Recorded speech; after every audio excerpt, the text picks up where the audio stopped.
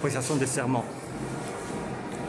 Voilà, c'est le deuxième point de l'ordre du jour de la session extraordinaire qui vient ainsi d'être abordé, ce qui ouvre le champ maintenant à la clôture de la session extraordinaire qui a été convoquée. Je dois féliciter les membres de la Cour constitutionnelle qui a été nommée, ainsi que le procureur général après cette Cour. Je suis content pour eux à titre individuel. Cependant, dans le fonctionnement de l'institution, le petit regret que j'ai, c'est qu'aujourd'hui, nous avons une Cour constitutionnelle qui est composée de 9 membres, dont les 2 tiers sont des juristes conformément à la loi et à la Constitution.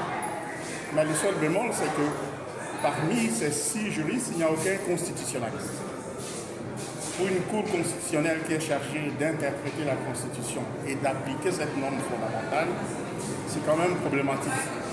Je ne suis pas en train de dire qu'ils ne sont pas compétents en cette matière, mais symboliquement et conformément aux traditions qui sont reconnues dans la plupart des juridictions constitutionnelles du monde, c'est quand même atypique que nous puissions avoir une Cour constitutionnelle composée de 9 membres, dont les 6 juges qui sont juristes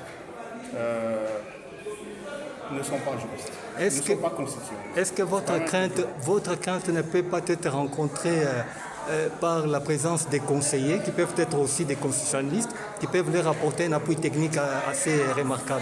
Il va falloir vraiment pousser à ce que le président de la Cour constitutionnelle puisse, en tout cas, entamer la procédure de recrutement des référendaires. Et alors, on aura l'espoir à ce moment-là que ça pourra être comblé. Mais les référendaires ne remplacent jamais les juges. Les référendaires sont des collaborateurs qui préparent les dossiers, mais l'intime conviction du juge est exprimée par lui-même. Et donc, il faut espérer que ça va être corrigé prochainement. C'est le seul moment.